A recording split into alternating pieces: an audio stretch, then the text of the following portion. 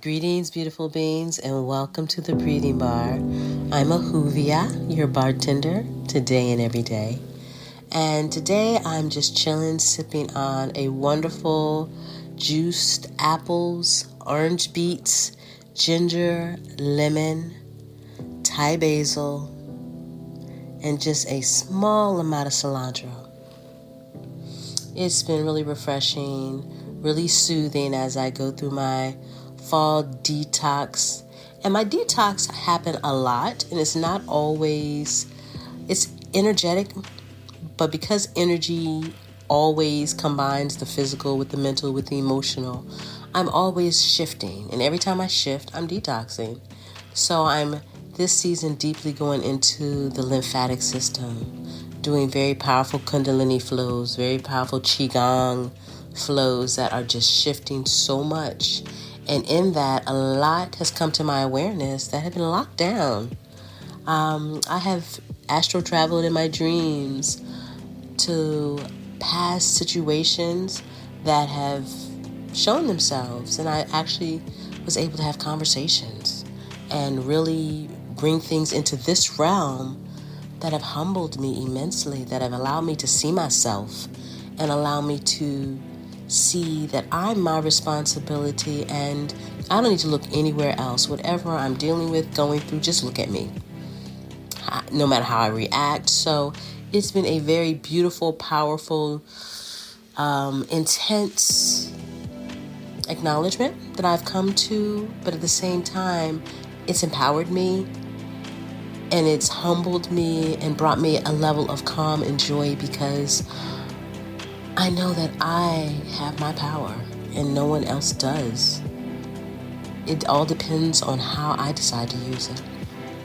So anyway, with that, we are going into what I call, now I create terms sometimes, but it's all good because I'm going to explain it. We're going to deal with 3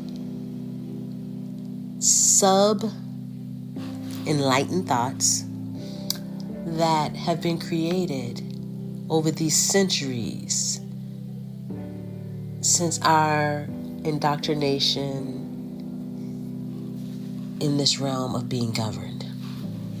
So I'm going to talk about 3 sub-enlightened processes, habits that we have. And I call it sub-enlightened because many times when I start going into these 3 processes, these processes are what we've used to evolve our intellect, evolve ourselves mentally, emotionally, and spiritually. But the more I evolve and begin to see things in a very simple way, I find that these 3 processes and attributes really are sub-enlightening. And if you continue to use them, you truly will never be able to move out of the gravitational pull in the earth realm. Yet, that doesn't mean you won't be able to fly. You can fly and still be in the gravitational pull, if that makes sense. But there are realms where you fly where there's no gravitational pull.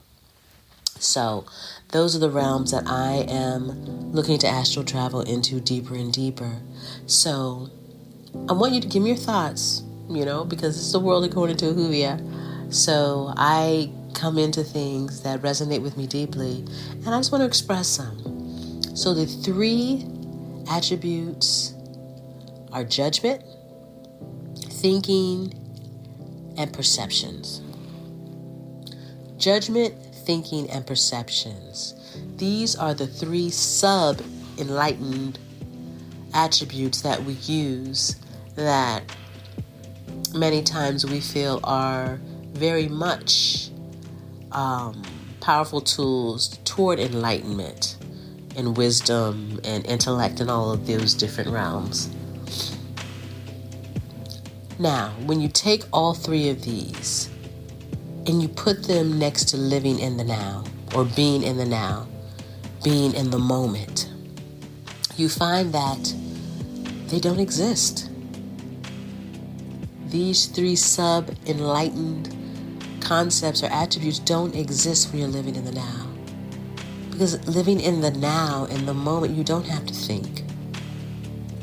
You don't have to perceive.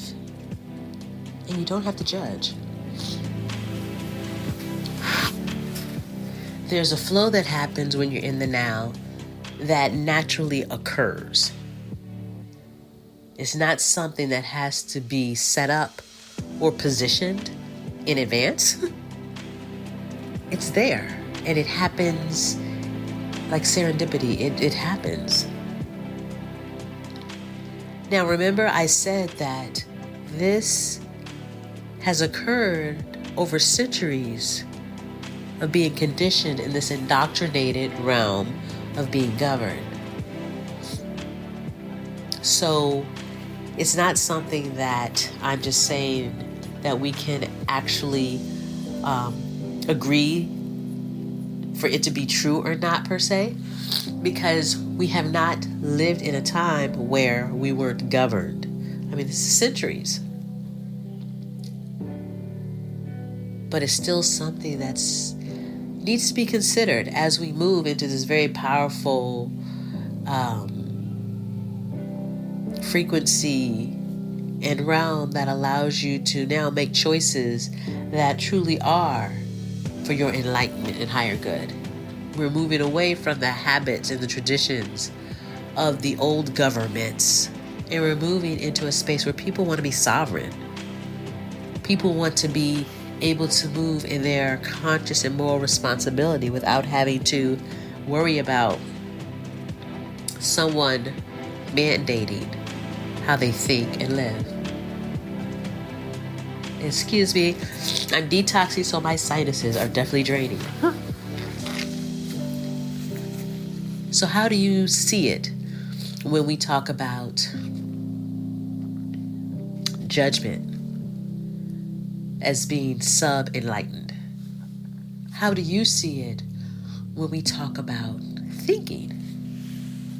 And I know that's a tricky one, because I always get many people give me a lot of slack about thinking, and they'll give me reasons, and I'm not going to go back and forth. But when you're in the now, the main thing you're taught is to be in that moment.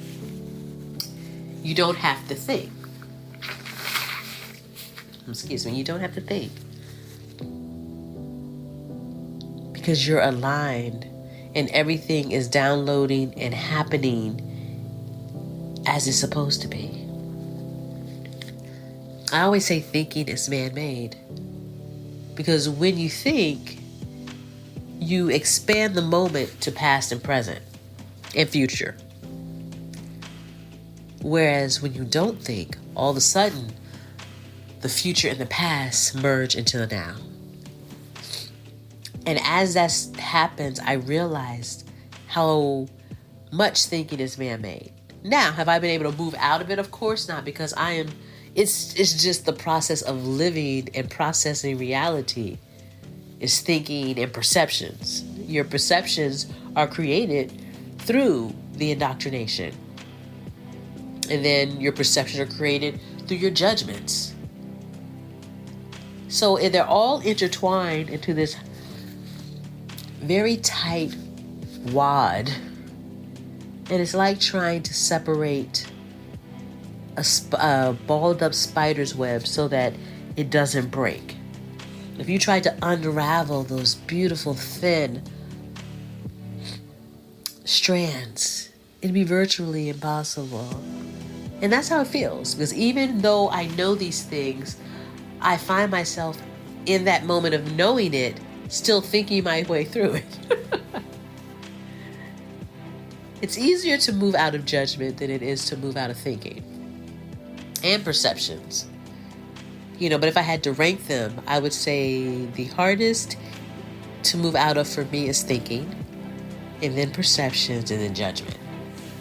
Because I have some very powerful tools I have created over the years to be able to move out of judgment and perceptions. So this is what I want you all to think about. I'm not going to keep going on. My sinuses are getting more and more filled. I need to blow my nose. But what are your thoughts about the 3 sub-enlightenment concepts that I gave. What are your thoughts? And I really want you to think about it in a way that will allow you to explore it and not judge it. You cannot agree, but still know that there's room for potential expansion in your understanding of something. There's a lot of stuff I don't agree about, but I say it's okay, it's a seed. So I'm going to let the seed get planted. I always keep my soil fertile. So that whatever seed comes in, I don't knock it. And that is something I'm now able to do because I've been able to move out of deep levels of judgment and my perceptions of reality. Because I realize reality isn't reality. It's a whole nother type of mirage. So I just let it all go and be like, it is what it is, and I'm staying in this moment. So that's what we're talking about, beautiful beings.